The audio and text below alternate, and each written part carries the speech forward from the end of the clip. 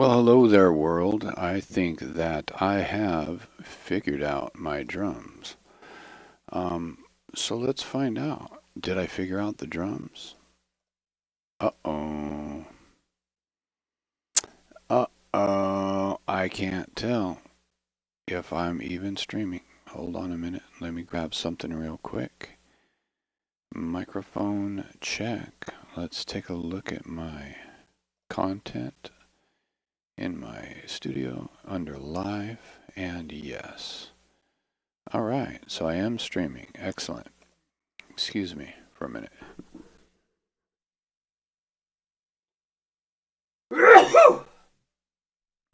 Yeah, that was a excuse me in advance.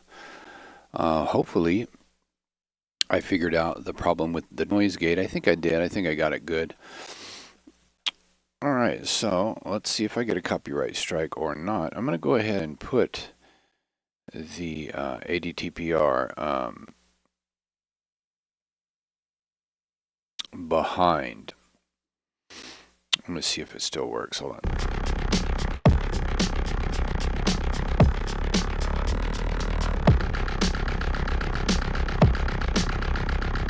Okay. So that seems to be working. Let me just make sure.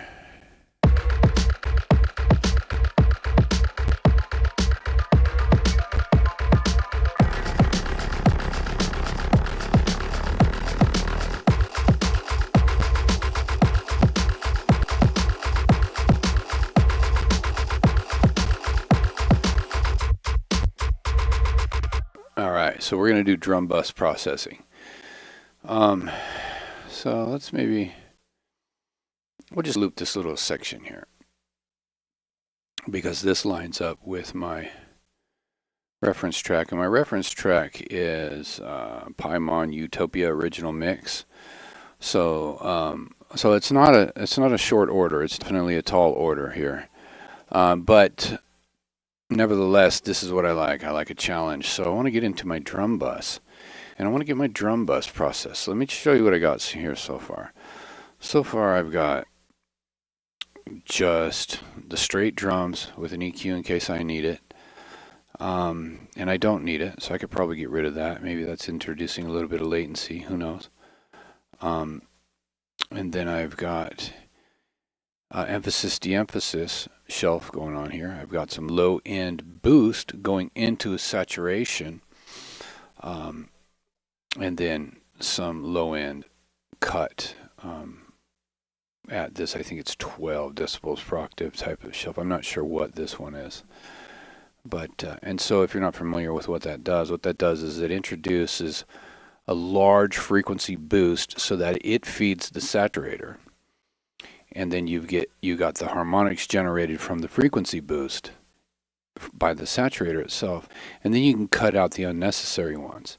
You can actually cut out some of the low frequencies while maintaining the illusion of low frequency. And so it'll fit in your track better, and you'll still hear the low frequency content. So, but what it's lacking though, compared to these drums by Paimon, right, is this crispiness. So I'm going to create another chain here, and I keep always a utility at the end for DC offset if it's needed. I'm going to create another chain on the entire master channel itself and see if that will do it. And here's what I'm going to do. I'm going to get kind of crazy here, and I'm just going to use the EQ3 and slap it on the channel, this channel here, and turn off the low frequencies. And I'm going to introduce this, and I'm going to see what it introduces.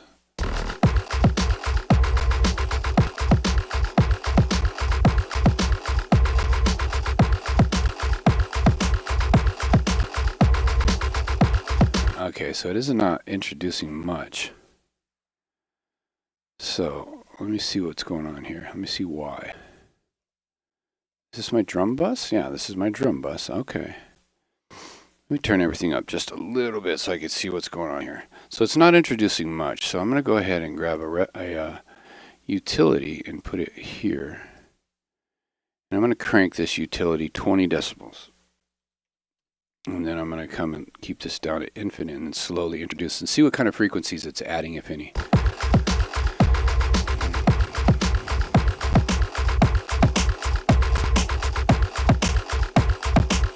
Now that sounds cool automatically, and this might just be what I need. This might be it already. Let me listen to the reference track.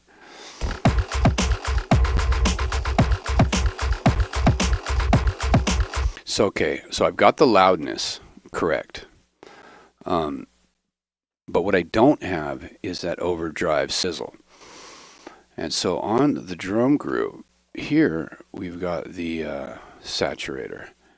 So I'm going to see what happens if I take the saturator and take it out of the drum group and put it behind the entire chain. If I just put it right here.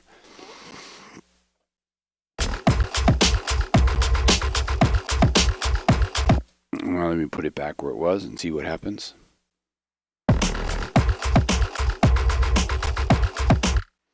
So I like what the saturator is doing to the kick. Let's see if the kick disappears. No, it doesn't. So I'm going to go ahead and leave it out there. And this is what happened last time. Last time I did this, it turned out that the saturator outside of the chain was the way. I'm going to go ahead and turn this down all the way to 0, and then I'm going to reintroduce the high frequency content if I need it. So it sounds like I need a little bit of it. So I'm going to reintroduce that here. So pay attention down here. I'm going to reintroduce the mids and the highs here.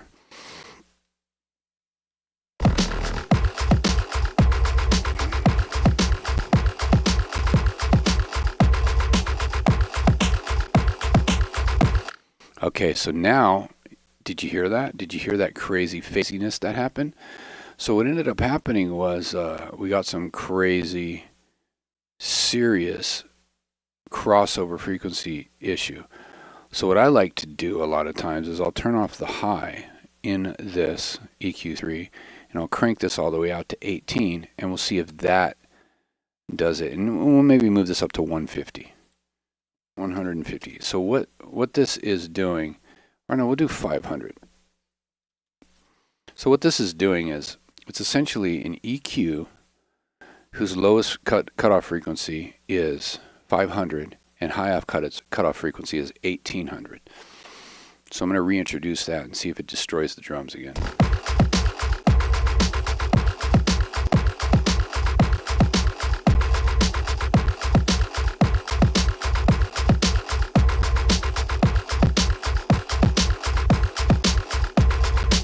Now that sounds cool to me. Now let's see if it's got that Paimon vibe or not, because it's still lacking something. It's lacking a little bit more crisp. I might need to crisp these up a little bit.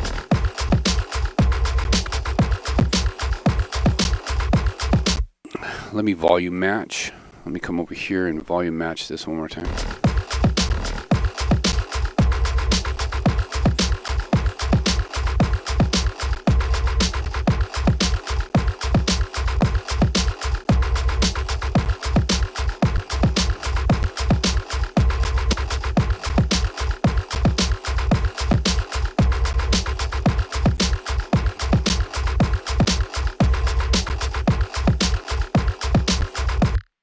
Okay, so it's actually volume matched pretty well, and what I'm noticing is that maybe I've got a little bit too much snare. The tone of the snare sounds cool, and what I did to the snare here was I rolled off the high frequencies, and I boosted the area, let's see here, I boosted about 7K-ish, you know, with the Q value of the low pass, or the high cut, so that some of the cymbals can come through.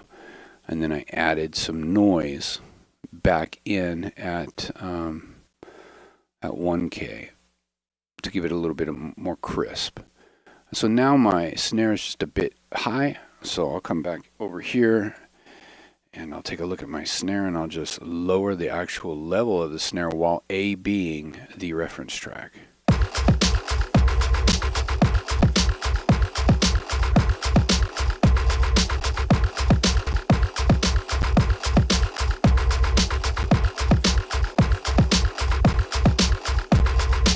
Actually, the snare's good, and I actually ended up raising it up. So what I'm going to do is take a little bit of the body out of that snare. I'll roll it off even further. And that's probably not the issue. The issue is probably this erosion. I'm going to add a little bit more erosion to see what happens.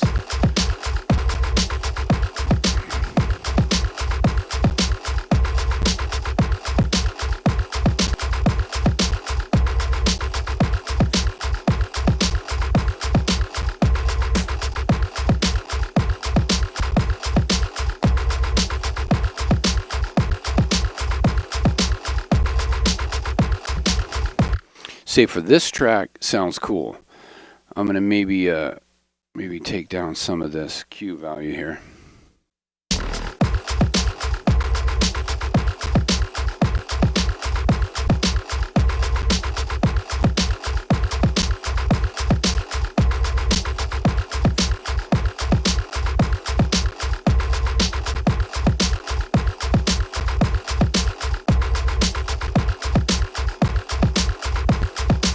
That sounds cool.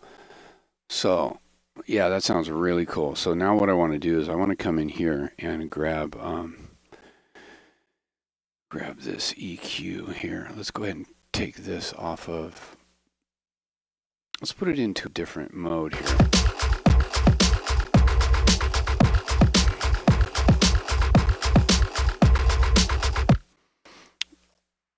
Let's check out the stereo image here.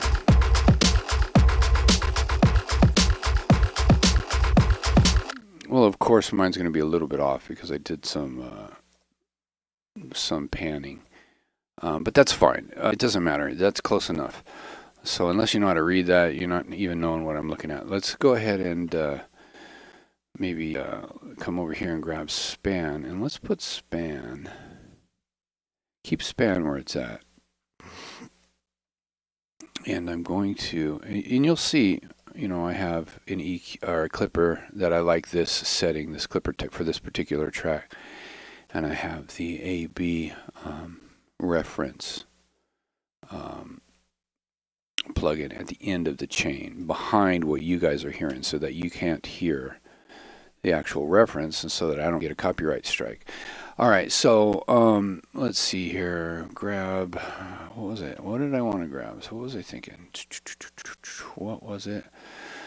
Oh yeah, reference tool. Let's go to reference tool and we'll grab the ISO bongo, whatever the hell that means, and we'll put that here in front of span. We'll put that behind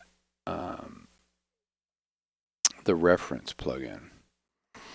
And I'm just going to isolate the low frequencies. I want to make sure my drum has the right kick.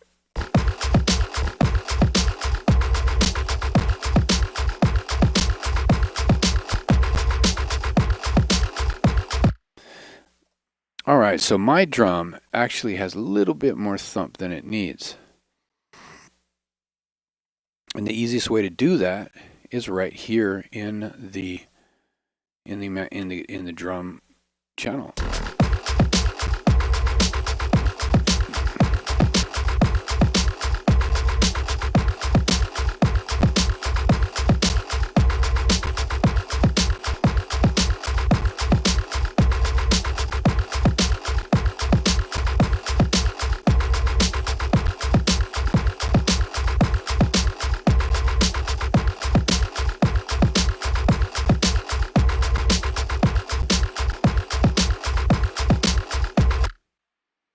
So that sounds really cool to me. That's really close.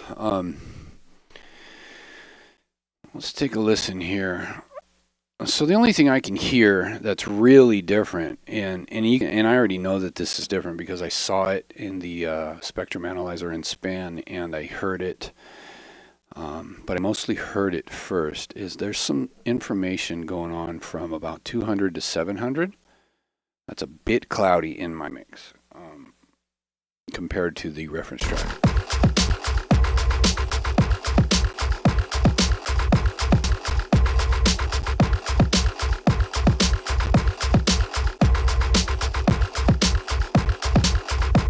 And I think what it is, now that I'm using the reference plugin, is I've got a lot of 200 in my kick, and I've got not enough 200 in my in my sub bass here, at least in this particular bass. And so I want to take a look here. We got this cutting off from about 300 to 1000. Okay, so I'm going to bring this over. I'm actually here. This is what I'm going to do. I'm going to create a...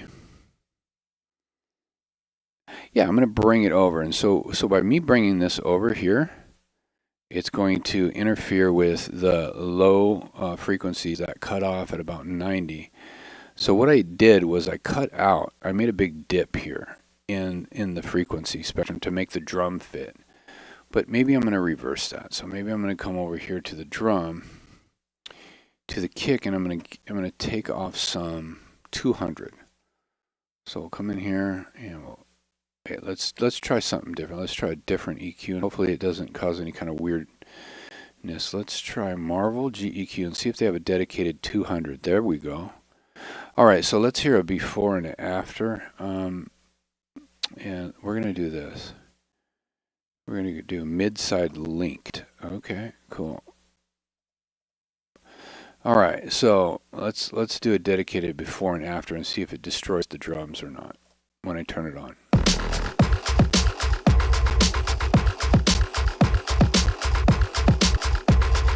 Actually makes them sound better somehow. I'm not sure why. And I'm going to take out some of the 200, maybe all of it. Let's just maybe take out all of the 200. Well, 12 decibel reduction of 200 in that kick drum.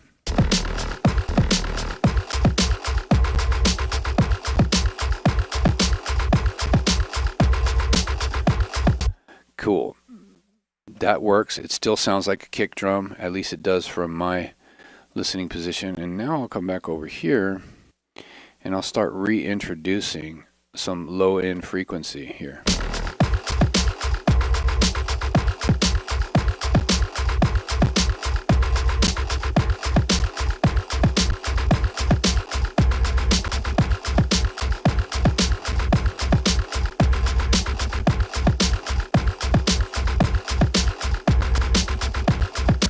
I really like what's going on now. Now that sounds really cool. And so you'll see I have a saturator just on the mid frequencies. So I'm going to try something cool that I just learned this morning. I was listening to a Foreigner song because I was telling my son that when I was a kid. Hold on for just a second.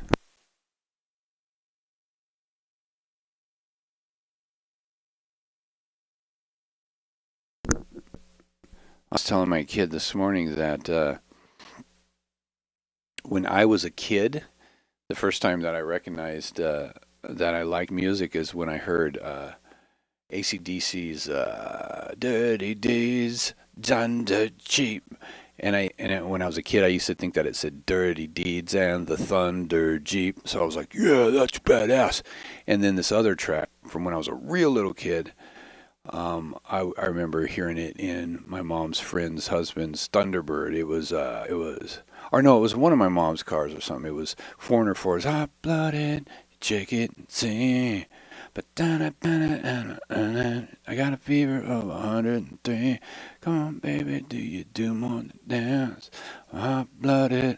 So anyways, so I played those tracks for my kid, and now being a mix engineer, I really listened to like the differences in the music between then and now. And what really jumped out was the vocals. I thought, ooh, you can hear that it's recorded in a nice vocal room, a dead room or a booth or something.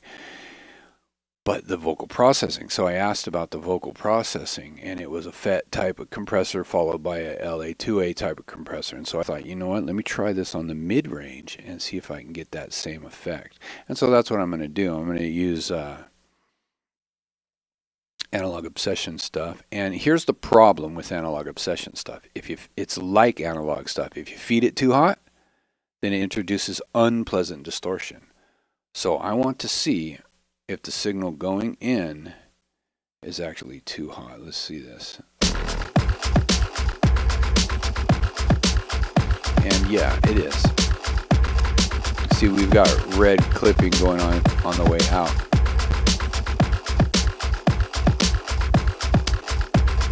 Okay, so it's not too hot.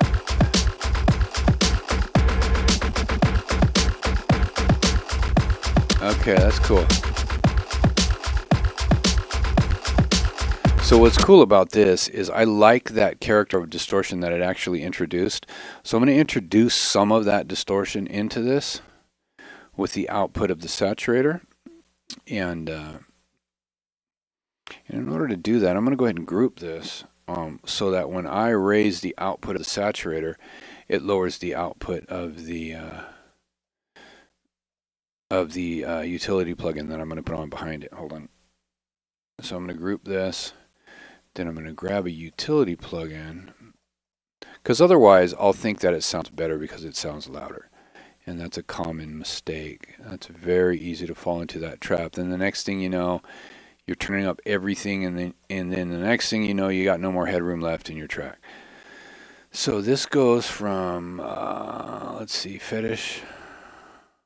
Let's map this real quick. Let's find out where's this gain. So this goes from 0 to 36 dB. Okay. And then this is at minus 13. Okay, so we don't need to map the fetish. Let's map this. Let's go ahead and we'll map the output of the fetish to here. And we'll make the minimum volume level minus 13.4. So minus 13.4, because that's where it's at right now. And then we'll map the gain of the output. And then I'm going to check the maximum that we can crank this to. So this is 13.4. So we're going to map the minimum of the utility at 0 dB, and then we'll check out where the maximum crank goes. Okay, so and then we'll make the maximum 13 minus 13.4. So that's how we'll do that. Okay, so we'll come over here and we'll make the maximum value be minus 13.4. And so watch what happens. You get this. When this goes up, this goes down, okay, by the same amount that went up. And so this will introduce some harshness into this analog style clipper, or analog style FET style compressor. So let's try that here.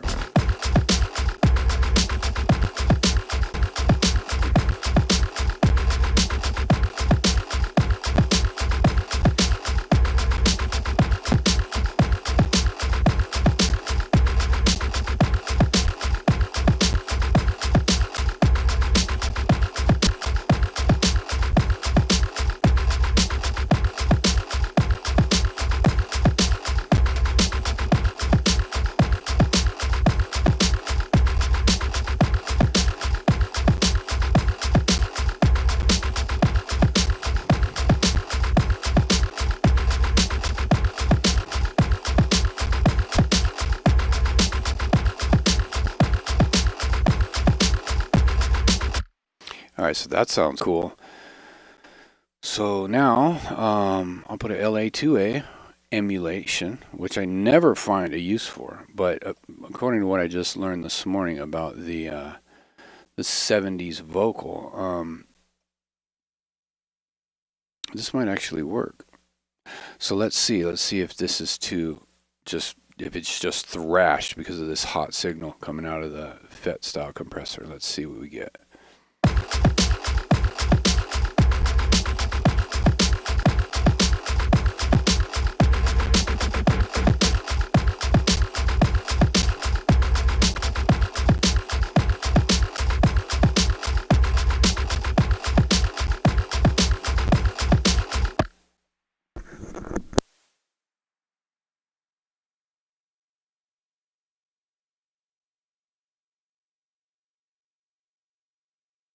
Hold on a minute. I will be right back. I need to take a quick break.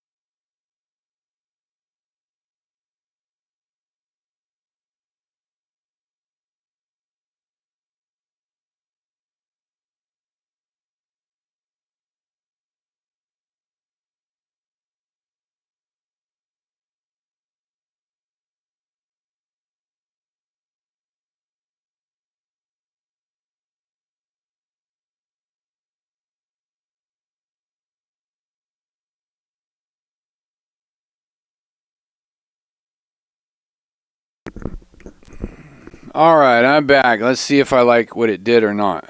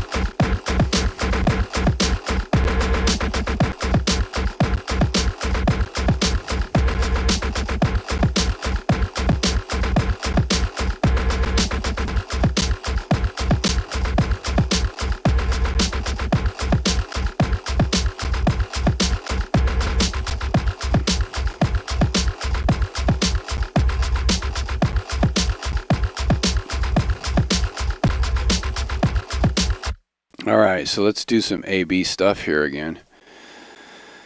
Let's see here. Let's turn on this and let's take a listen to those frequencies, those low frequencies.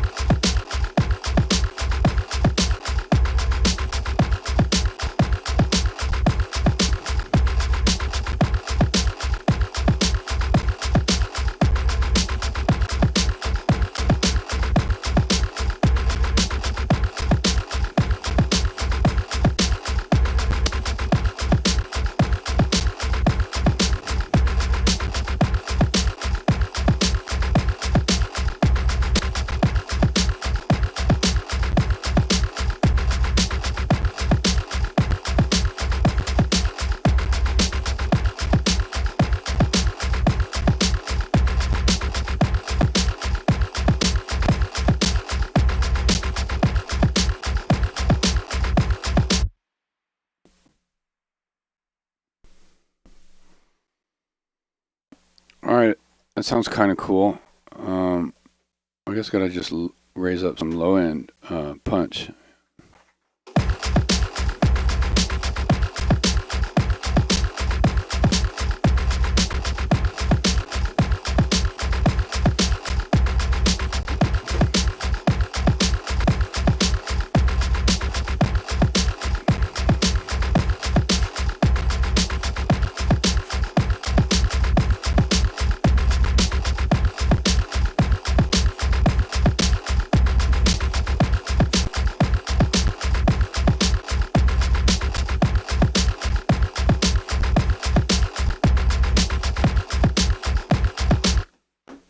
Something about it I don't like. It's just kind of crunchy and just kind of something about it is just not good.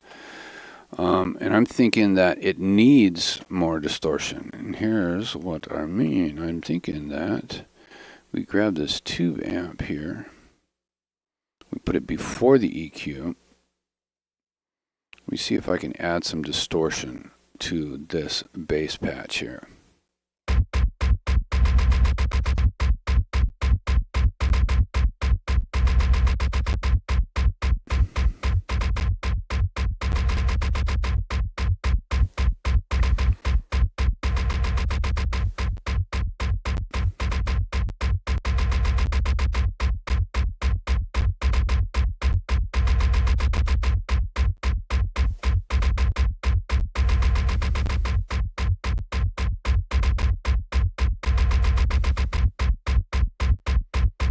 Yeah, it's not doing anything. Let's put it behind the patch or the EQ and see what I get.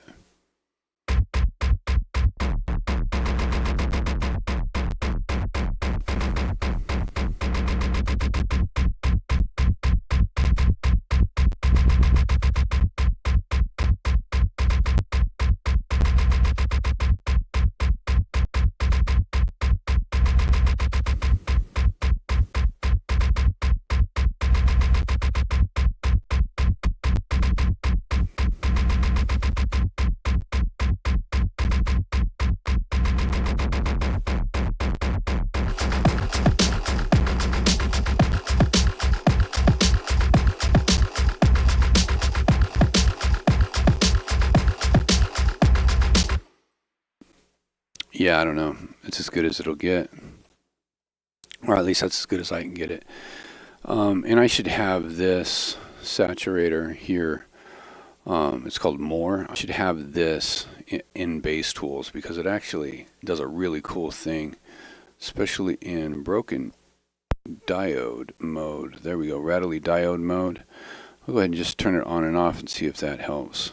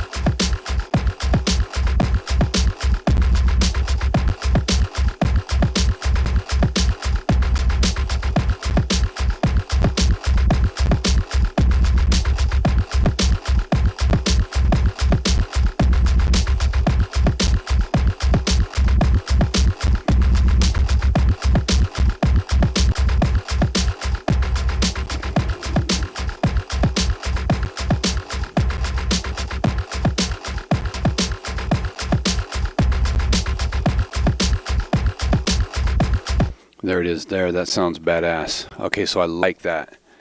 And let's go ahead and A/B reference these low-end frequencies real quick. I wish you guys could hear what I can hear over here, but it's impossible. I'll get a copyright strike if that happens.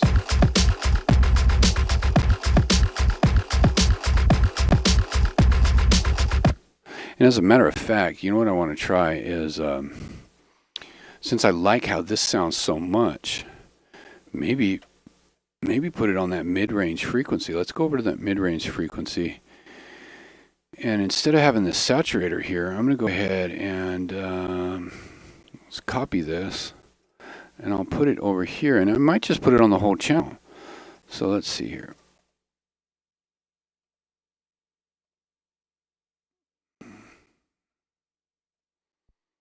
So let's come over here and let's do that. And I'll turn off the saturator. And then we'll turn this on instead in its place and see if that's really better or not.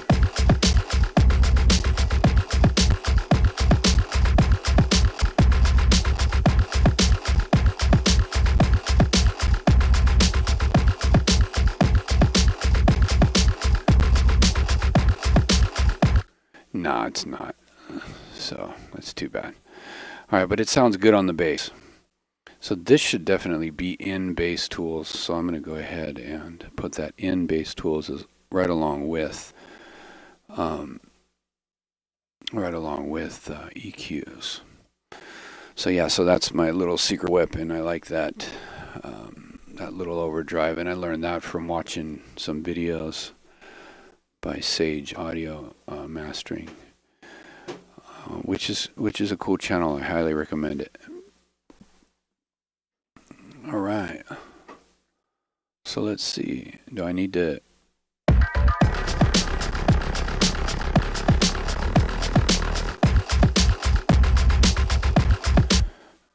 let's see what's going on here. Let's take a look on the master channel on the span, and let's see what kind of weird shit we got going on here with this bass. We're going to go ahead and do import none, and yeah, let's change this. There we go, to filled display, and we'll go ahead and make the routing mid-side stereo, and we'll make the underlay be red.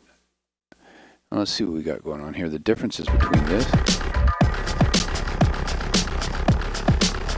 and this.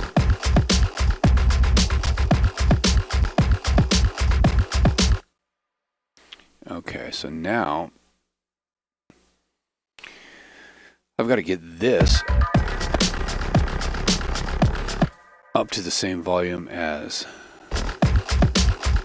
in the low frequency range, and then I can adjust the entire bass section. And there's other things that were in the bass section that are no longer in there. Is this still in the group? No, it's not. It's in its own group. Okay, cool. Let me make sure. Let me see what's in the basses group. Okay, so we've got this thing, the Trav roller thing, that's not even activated, right? And then that's it. So the basses just consist of these two, and then yeah, and these other things are not activated, right? Because this is a remix on a remix on a remix. So let's get these two volume levels to correspond with one another.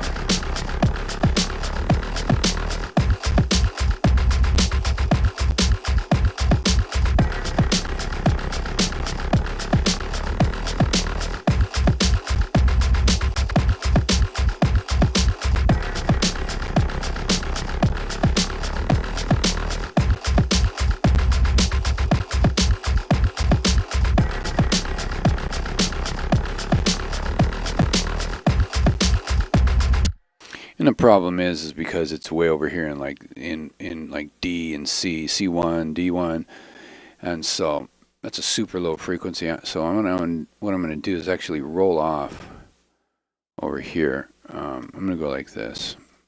I'm gonna cut off past 30, and I'm gonna do a gentle slope like that, and then I'm going to raise the low frequency content up. I want to raise the whole thing up, but I don't think that's necessary. It might be just the lows and the mids. I think it's the lows and the mids. So let's turn this thing back on here and take a look and a listen.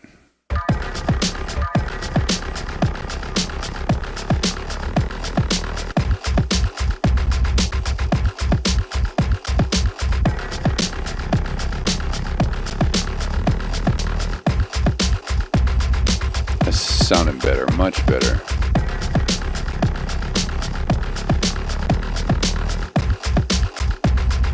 Let's maybe raise those mids a little bit too.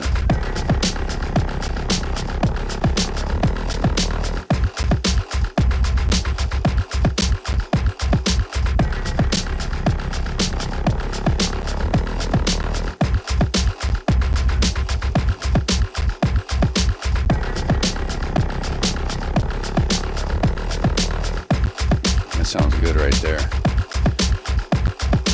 I'm gonna raise that. Okay, let's take this limiter off. That fucking destroyed everything. That sucks.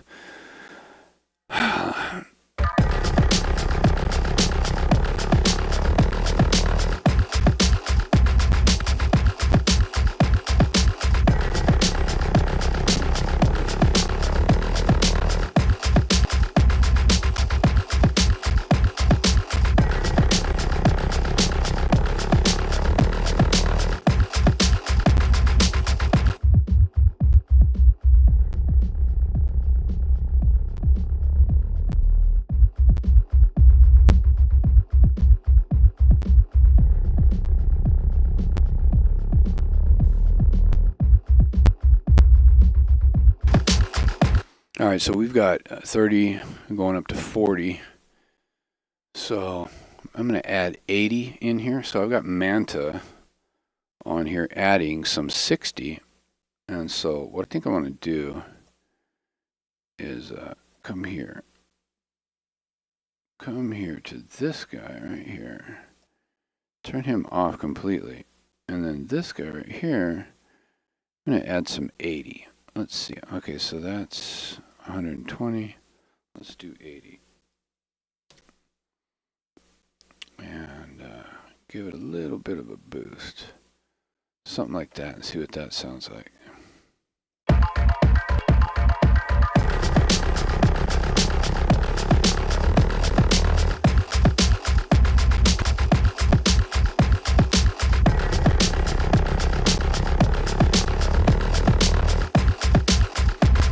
That sounds sick.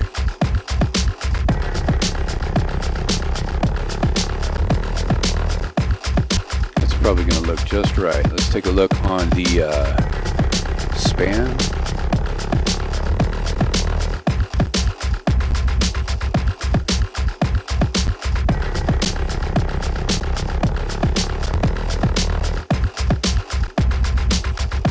And I'm maybe going to roll off just a bit more here on the low end. Maybe we'll roll it off up to 40.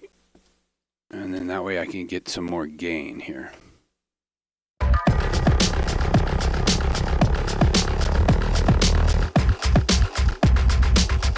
see what I did? So I raised the mono low end gain by 3 decibels because of the roll off at 40 to make up for some to compensate for some gain loss.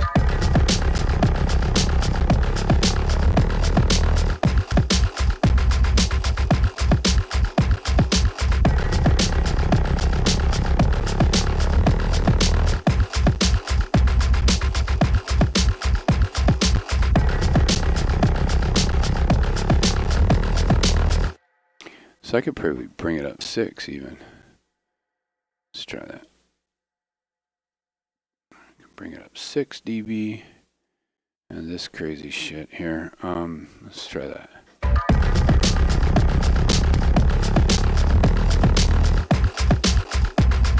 Okay, so now I hear a new problem, which is some rumble in the jungle. Let's get over here to the manta, and let's lower everything down just a bit. Let's actually turn it off. Let's turn off manta, and then I'll just raise everything up.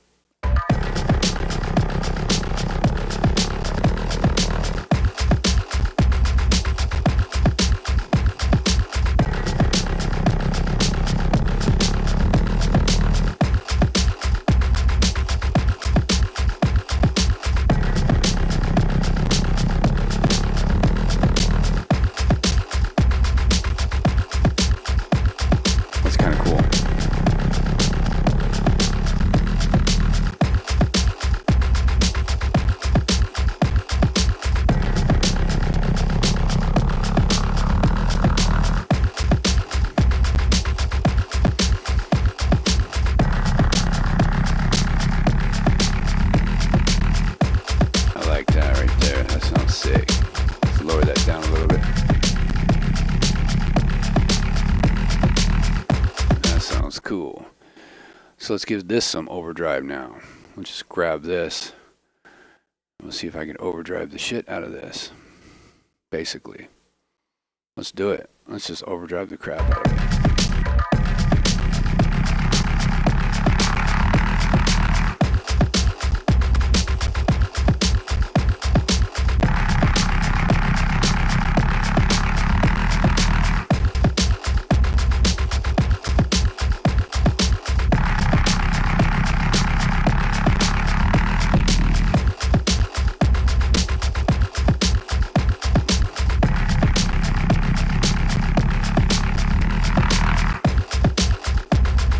So it doesn't sound good there. It sounds good after, once again.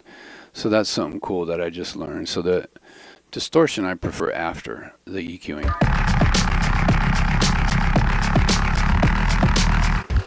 So now I can turn all this shit down.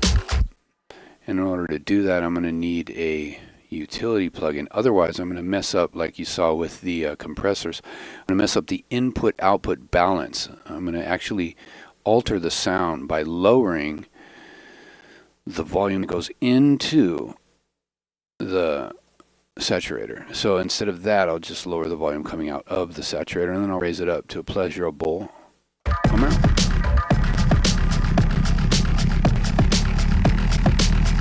I like that.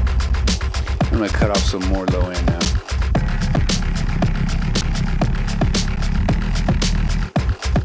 Actually, what I'm going to do is I'm going to give it a little bit of a boost.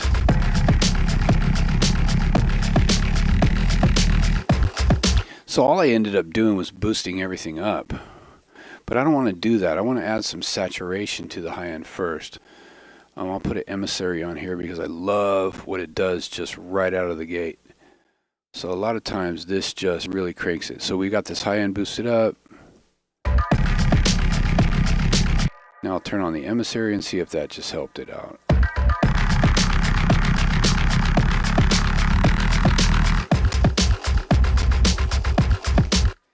And what's interesting about this plugin is it just now made this patch that was sounding badass earlier just all of a sudden sound dead. So I'm going to throw the emissary on the bass group itself, and we'll see what that does.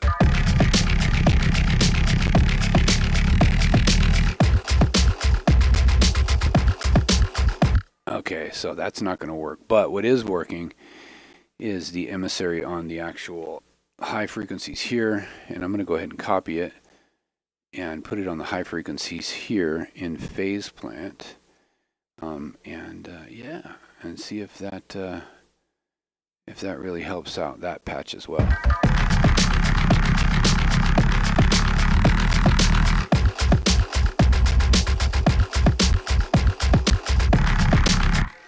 Yeah, I'm really liking that. So let's see. Altogether, I've got, what do I got?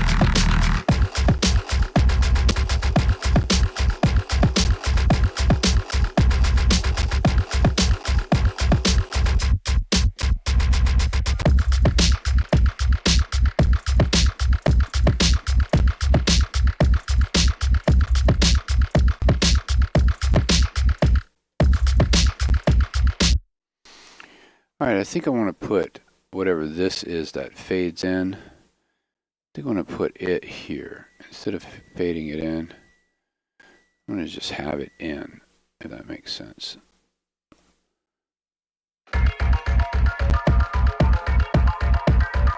That part right there.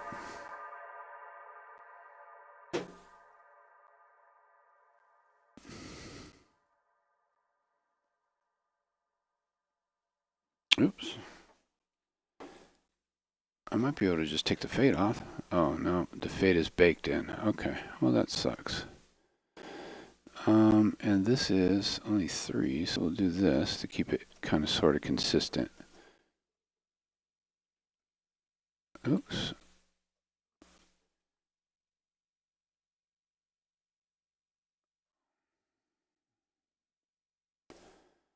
Go 1, 2 bars, and voila.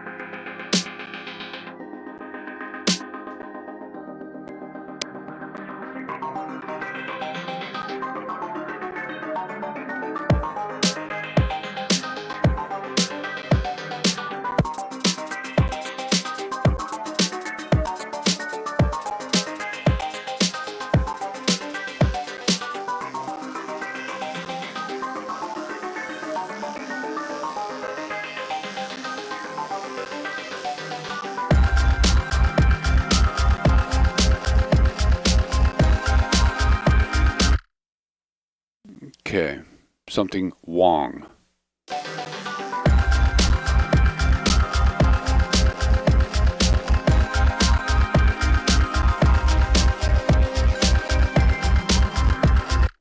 Hold on, something's wrong here.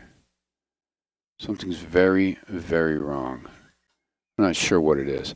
All right, well, I got to go. My phone's going to start ringing off the hook. It's about that time for me to get out to work anyways. God bless you guys. Keep it fun, and I'm out of here.